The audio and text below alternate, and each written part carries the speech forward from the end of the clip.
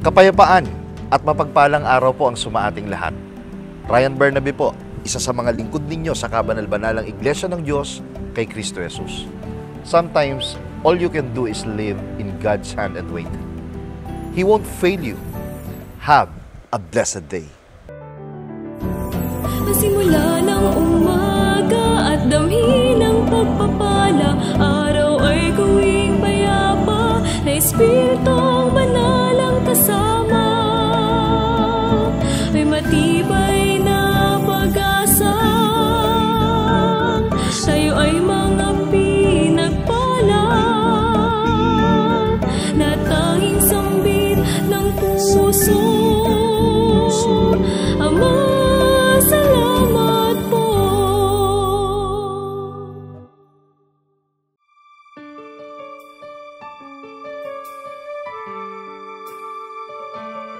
A blessed day to all. Isang pinagpalang araw po ang sumainyong lahat. Ang daily reflection po natin sa araw na ito na mula sa aklat na Love Notes ay atin pong mababasa sa Romans chapter 5 verse 8. Pakinggan po ninyo. God shows His love for us in that while we were still sinners, Christ died for us. Love your enemies. This is God's command for all of His disciples. He is teaching us to love sacrificially, to suffer for the good of others, even to die so that others may live. He has done it for us. We were His enemies when we were sinners, but He loved us. He forgave our sins and made us His own children. If He did not save us, we are still under the power of darkness, just waiting for eternal death. What great mercy and what great love He has given us. There is no reason why we cannot love our enemies. Let us save them, just as Christ did for us. Ibigin mo ang iyong mga kaaway. Ito ang utos ng Diyos sa lahat ng kanyang alagad. Tinuturuan niya tayo na magmahal ng walang pag-aalinlangan, na magtiis para sa kapakanan ng iba. At kahit mamatay upang mabuhay ang iba, ginawa niya ito para sa atin. Tayo ay kanyang mga kaaway noong tayo ay mga makasalanan pa. Ngunit minahal niya tayo. Pinatawad niya ang ating mga kasalanan at ginawang kanyang mga anak. Kung hindi niya tayo iniligtas, tayo ay patuloy po na nasa ilalim ng kapangyarihan ng kadiliman. Naghihintay lamang ng walang hanggang kamatayan. Anong dakilang awa at anong dakilang pagmamahal ang ibinigay niya sa atin. Walang dahilan kung bakit hindi natin magagawang mahalin ang ating mga kaaway.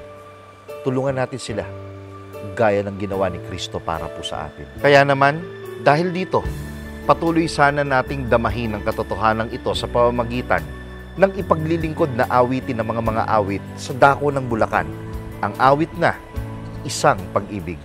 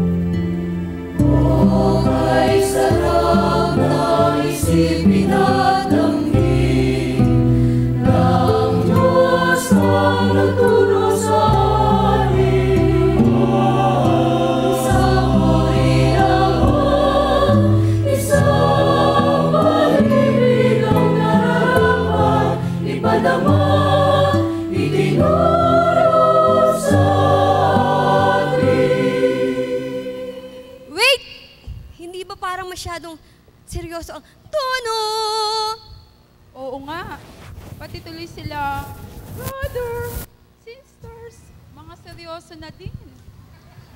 Eh kung pasayahin kaya natin ang tono? Pwede. Pwede. Maestro!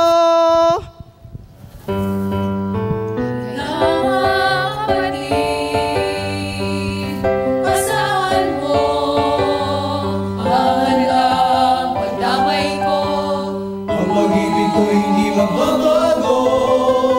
Ako'y palaging naririto. At kasama mo,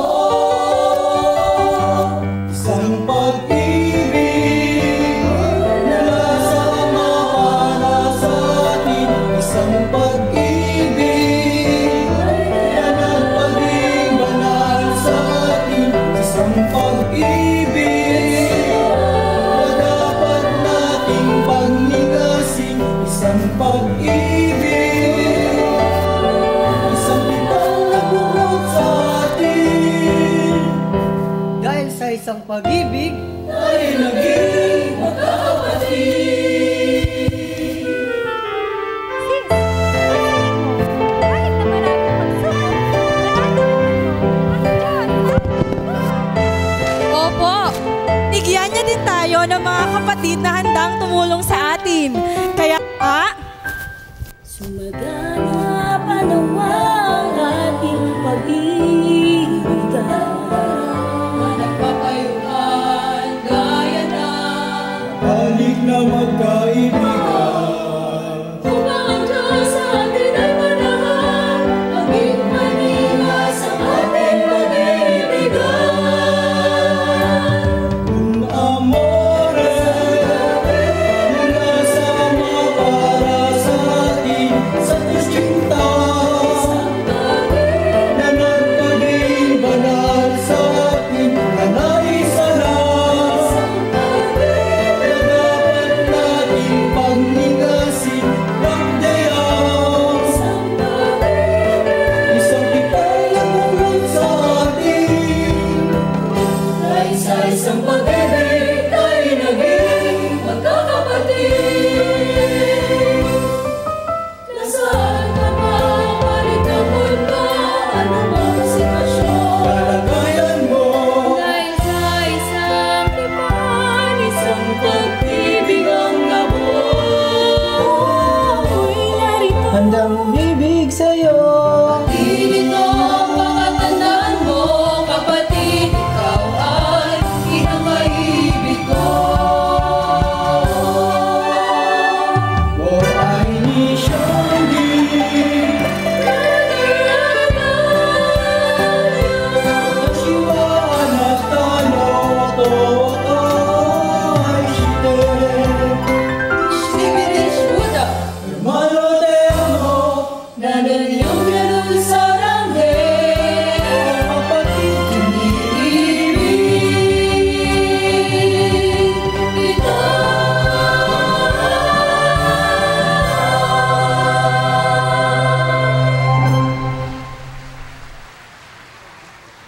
A blessed day to all.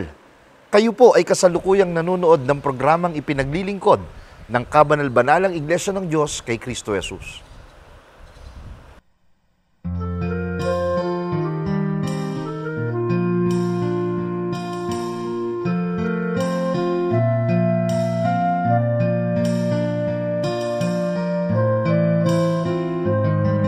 Isa pong karangalan sa akin na inyong lingkod na ipakilala ang episode na ito para sa segment na The Grace of God's Love, na pinamagatang ang pagpapala sa mga may edad na nagtatampok ng biyaya ng pag-ibig ng Diyos sa mga lingkod niya na sa gitna ng mahinang pangangatawan ay nakapagpapatuloy sa masiglang paglilingkod sa Diyos.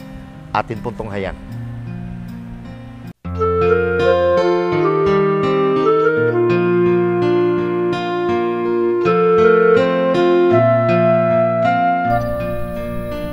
Isa po sa malaking katatakutan para sa sino man ang tumanda. Dahil kaakibat ng kalagayang ito, ang maraming pagbabago na para sa marami ay hindi maganda o hindi kasiyasiya. Maraming tumutulong na sa akin na lalo-lalo na masakit ang buong katawan ko. At saka itong tuhod ko, nahihirapan ako maglakad.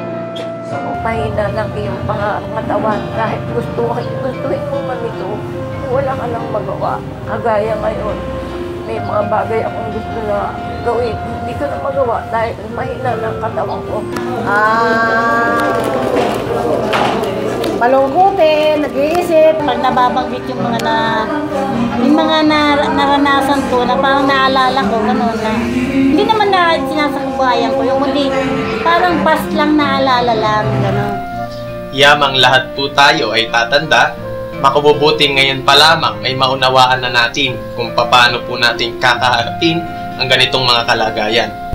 Bilang mga naglilingkod sa Diyos, pwede na kaya tayo mag-retiro kapag umabot tayo ng 60 o 55? Di po ba't yun ang retiring age? Ito po ay si kapatid na Nationg, mas kilala sa kabanal-banalang iglesia bilang si kapatid na Nea. Araw po ng linggo ngayon, naghahanda na po siya na dumalo sa pagkakatipong pagsamba. Kagaya ng pangkaraniwang mga magulang kapag sumapit na sa katandaan, si kapatid na Nea ay nakatira na sa bahay ng kanyang anak. Sa edad niyang 88, masasabi nating nasa kanya na ang lahat ng dahilan upang magpahinga na lamang sa kanilang tahanan. Bukod pa dito, hindi malapit ang dakong sambahan sa kanyang kinaroroonan. Kailangan niyang bumiyahe ng halos 10 kilometro. Madali lamang ito kung nandyan ang kanyang anak na mayahatid siya ng sasakyan. Subalit madalas na kahit linggo ay nasa trabaho ito. Kagaya ngayon, kaya't babiyahe siya ng nakatricycle patungo sa dakong sambahan.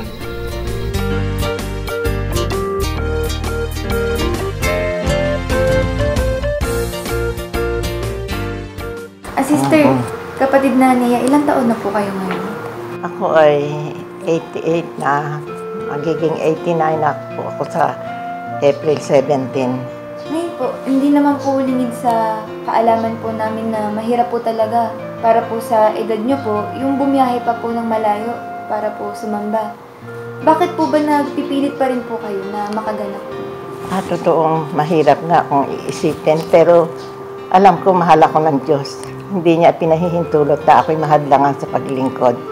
Magaman mahina ako, pero pagdating ng pagsamba, alam kong tinutulungan ako ng Panginoon. Mahal na mahal niya ako na hindi niya binibigyan ng hadlang ang aking paglilingkod sa Panginoon. Po ba yung mga kasabayan niyo po, nanghihina na po, yung iba nga po, mga...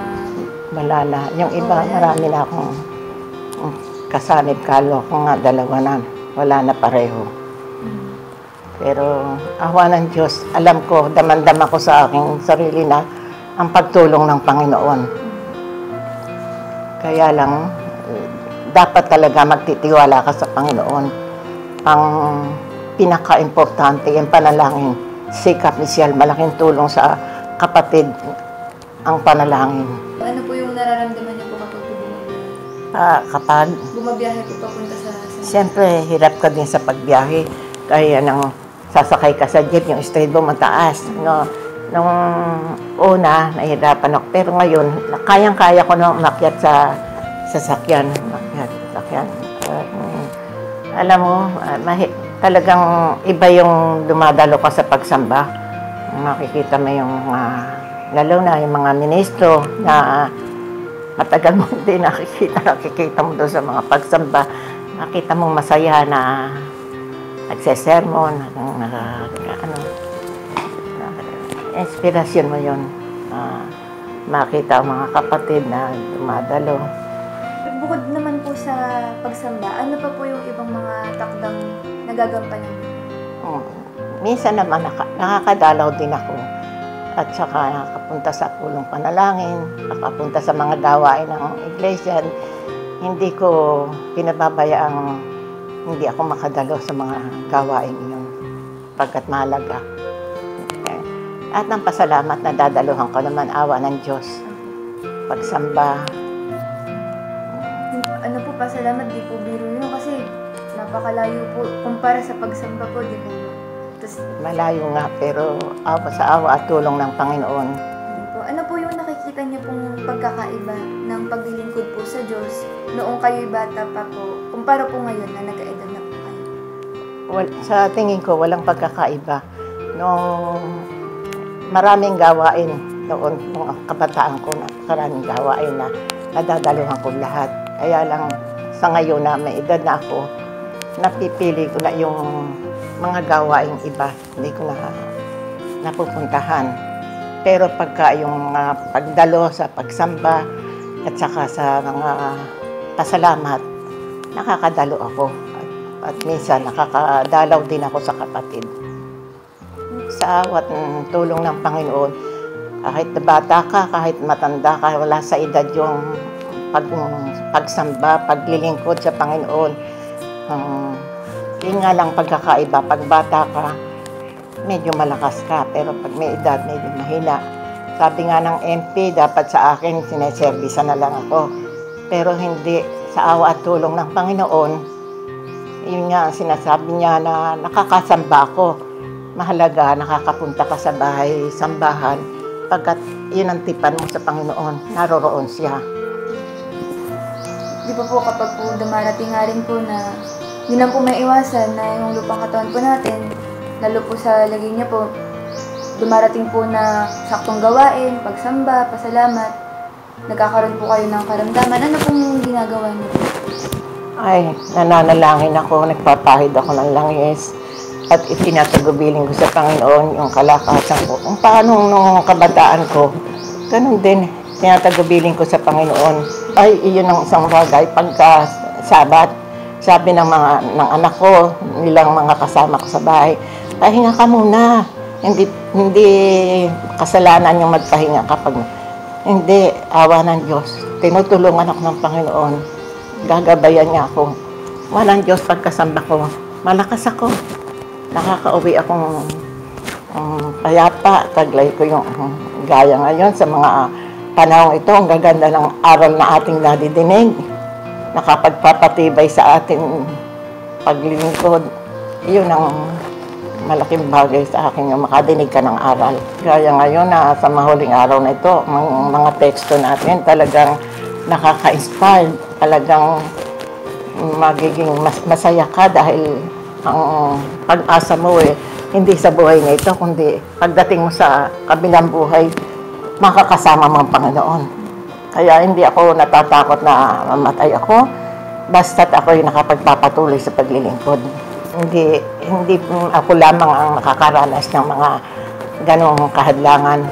Marami din kapatid na may mga karamdaman, may mga edad. Gaya ng kapatid na Neri, may kapatid na Ruth. May edad na rin sila pero nakapagpapatuloy kasi inspirasyon namin ang makadinig ng aral at makasama namin ang mga kapatid na sa bahay-sambahan. Ang tinutukoy ni kapatid na Nea ay si kapatid na Ruth. Bata ito ng ilang taon kay kapatid na Nea na masikap din sa pagganap ng tungkulin kahit matanda na.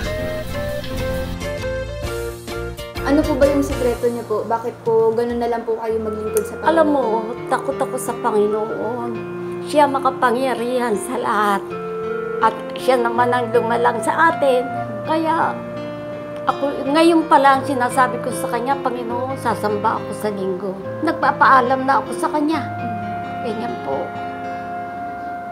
Kaya, gaano po ba yung tulong ng Panginoon sa buhay niyo po? Gaano niyo po nararamdaman? Ano ang naitutulong talaga ng Panginoon? Miski ako'y nakakaramdaman pagka sinabi kong Panginoon, sasamba ako bukas. Huwag niyo na akong pababayaan. At ako ihagurin ko na lang ang aking mga nasakit sa aking Panginoon. Nakakabangon ako. Inom ako ng kape, kakain ako. Okay lang. Paglabas ko dyan, sabi ko, parang wala naman akong diferensya, Ama. Parang nasasabi niyo po ba na Panginoon po nagbibigay sa inyo ng kalakasan? Siyempre naman, Diyos ko, saan pa ba manggagaling ang kalakasan natin iyan? Maraming salamat nga po, Panginoon. Pag po may nararamdaman po kayo, halimbawa po, yun nga po, yung may pagsamba tayo, kinabukasan, tapos may nararamdaman po kayo, pinipilit niyo pa rin po ba na makasamba? Oo, pinipilit ko. Pero itong punta natin dyan, talagang doon pa lang, masama pakiramdam ko, nahihilo ako. Pero Sige, nung sabi ko kay kapatid ni Mary, antayin pa kita, hindi na kita antayin, lalakad na ako. Sabi niya, oo. Tanong pa nga ako ng ama mo, kaya niya ba? Kayang-kaya? Ganun lang, pagdating sa gate pa lang, Panginoon, narito na po ako. Salamat po ng marami. Yung ganun po ba, sister, kapag po sumasamba tayo sa tuwing Adonai, ano po yung pakiramdam niyo po? Natutuwa po ba kayo? Siyempre naman, napapaluho nga ako. Si kapatid na Nea at Ruth ay ilan lamang sa mga lingkod ng Diyos na gaya ng paglalarawan ng Biblia ay katulad ng agila na nagbabagong lakas habang nasa himpapawid pa. Subalit yaon nga ang ating tanong. Ano nga ba ang mayroon sa mga nasa may edad na lingkod ng Diyos at mukha silang espesyal sa paningin ng Panginoon? Bakit po ba parang espesyal po sa Panginoon yung mga kapatid po na may edad?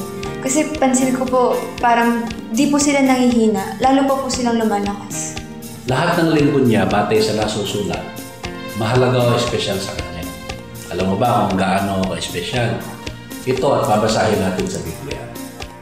Ako ang inyong Diyos, iingatan ko kayo hanggang sa pumuti ang inyong buhok at kayo tumanda. Kayo nilikha ko, kaya tungkulin kong kayo ay iligtas at laging kalingain. Isaiah 46 at 4. Maliwanag po ang nabasa natin. Dahil lingkod niya, kahit pumuti na ang buhok o kahit tumanda na, inaari ng Diyos na katungkulan niyang ingatan. So hindi lamang pagka tumanda yun. Kung hindi iningatan ng bata, hindi natatanda yun, di ba? Ang ibig sabihin ng Biblia, lahat ng panahon ng buhay, basta naglilingkod sa Kanya ay hindi Kanya pababayaan. Yun ang nangyayari sa mga kapatid natin. Ngayon, dapat din pong maliwanag sa atin na ang lalong mahalaga sa paningin ng Panginoon ay yung kaluluwa. Kung sakaling abutan ng kamatayan ng lingkod niya, bata man o matanda, ay hindi po nangangahulugan na pinabayaan na niya. Sa katunayan, ayon sa nasusulat, mahalaga sa paningin ng Panginoon ang kamatayan ng kanyang mga banal. At ayon pa rin sa Biblia, ang kamatayan ay pamamahinga ng mga lingkod niya. At pagka binangon niya, buhay na walang hanggan. Yung nabasa ko po sa Biblia, yung nasa Kawikaan 20:29, ang sabi po doon, ang kaluwalhatian ng mga binata ay ang kanilang kalakasan, at ang kagandahan ng matanda ay ang ulong may uban. Paano po ba naging kagandahan yung puti po na buhok? Yung nasa Kawikaan 16:31, magpapaliwanag niyan. Ang sabi doon, ang mga puting buhok ay putong ng karangalan. Ito ay natamo sa matuwid na pamumuhay. Sa talata ay maliwanag. Hindi dahil may uban, may karangalan na. O kagaya nung sinabi sa sitas kanina, kagandahan na. Yung puting buhok na may karangalan ay nakasalalay kung paano namumuhay ang nagtatagling nito. Ang karangalan talaga ng isang may edad ay yung pamumuhay niya. Ayon sa aklat ni Job, wisdom is in the aged man. Kaya habang nagkakaedad, mas challenging, mas malaki ang inaasahan ng Diyos. Ngayon, ang pangako naman ng Panginoon kung kahit may edad na, ay magsisika pa, lalo na sa paglilingkod, ayon sa awit 92:12 hanggang 15, ang matuwid ay giginhawa na parang puno ng palma. Siya'y tutubo na parang sentro sa Libano. Sila'y nangatatag sa bahay ng Panginoon, sila'y giginhawa sa mga looban ng aming Diyos. Sila'y magbubunga sa katandaan, sila'y mga pupuspos ng katas at kasariwaan upang ipakilala na ang Panginoon ay matuwid, siya'y aking malaking bato at walang kalikuan sa Kanya. Di ba't ang ganda? Wala talagang retirement pagka lingkod ka ng Diyos. Sa katunayan, hanggang sa katandaan, ipagkakaloob pa rin ng Panginoon ang bunga ng ating pagpapagal. Lalo kung ang gawa natin ay nakaukol sa pagtatanghal sa kataas-taas ng Diyos. Meron po ba kayong huling mensahe para po sa mga manonood po natin, lalo na po yung mga nasa may edad na po? Sa mga elderly po na nanonood sa atin, kung nararamdaman niyo po ang tawag ng Diyos para paglingkuran siya, huwag po niyong payagan na mahadlangan kayo ng katandaan. Alalahanin po ninyo yung ilang mga Bible character. Si Noe, 500 years old nung utusan ng Panginoon. Si Abraham, 75 years old. Nung utusan siya ng Panginoon na lisanin ng Haran. Si Caleb, nung akitin niya ang Hebron, 85 years old na po. Si Moises ay 80. Si Aaron naman, yung kapatid niya, 83 na nang pumaroon kay Paraon para sa paglaya ng bayang Israel. At alam nyo, ang mabuting balita, walang isa man sa mga inutusan ng Panginoon na may edad na nabigo. Lahat po ay nagtagumpay at nasunod ang kalooban ng Diyos. Kaya nyo rin po yun. Tayo na po sa kabanal-banalang Iglesia ng Diyos kay Kristo Jesus. Samantalahin ko na rin po ang pagkakataong ito dahil mga elderly ang ating topic. Doon po sa mga hindi pa naman matanda, huwag po natin kalimutan ang isang nasusulat. Sa Levitico 19:32. Tatayo kayo kapag kaharap ng matanda. Igalang nyo sila at matakot kayo sa Diyos. Ako si Yahweh. Igalang po natin ang mga matatanda. Hindi po dahil lamang sila'y matanda, kundi dahil yun ang kalooban ng Diyos. Maraming salamat po. Tunay na ang pag-ibig ng Diyos ay walang hanggan. Tiyak ang pangako niya sa kanyang mga lingkod. Siya isa sa atin. Sa kalungkutan at sa kaligayahan, sa kabataan at sa katandaan, hanggang sa katapusan ng sanlibutan. Purihin ang dakila niyang pangalan.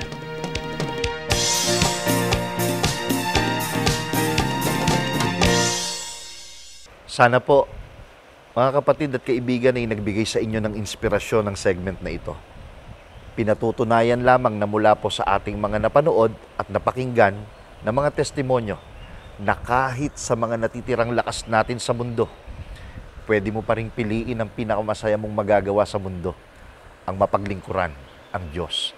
At maging inspirasyon ka sa lahat ng ating mahal sa buhay at kaibigan. Subaybayan niyo pa po ang mahalagang topic na ihahayag ng mga karanasan ng mga mananampalataya mula sa Most Holy Church. Nagaya nyo rin sa segment na The Grace of God's Love. Maraming salamat po.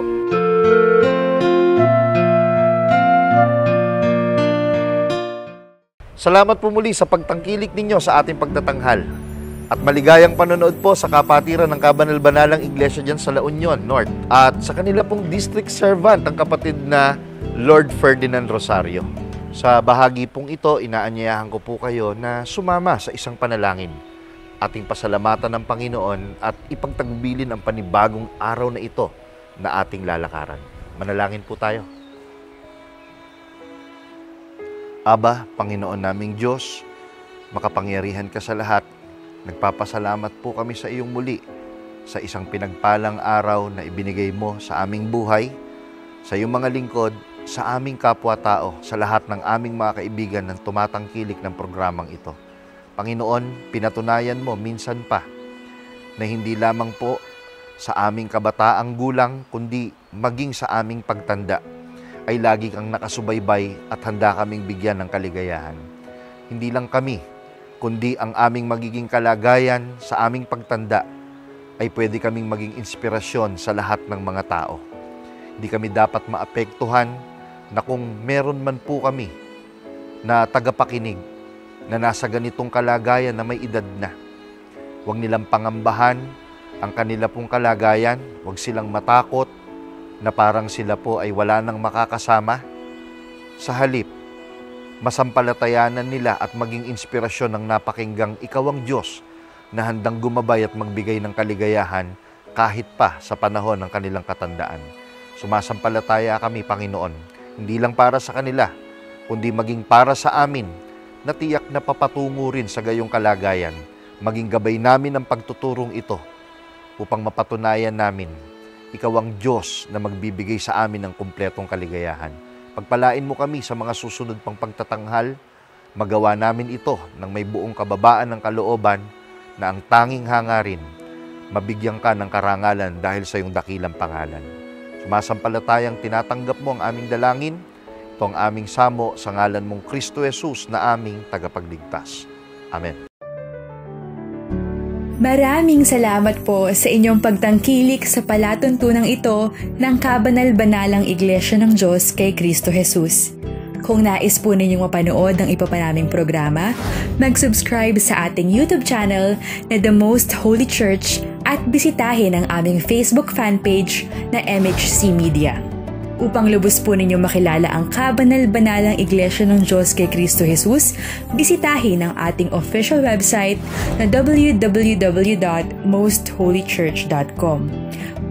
Para naman po sa inyong katanungan, prayer request o libreng Bible study sa inyong tahanan, i-post lamang ang kahilingan sa comment section ng programang ito. Maaari din po kayong tumawag o mag-text sa mga sumusunod na numero. Sa Smart o Talk and Text, 0909-555-5009. Sa Globe o TM,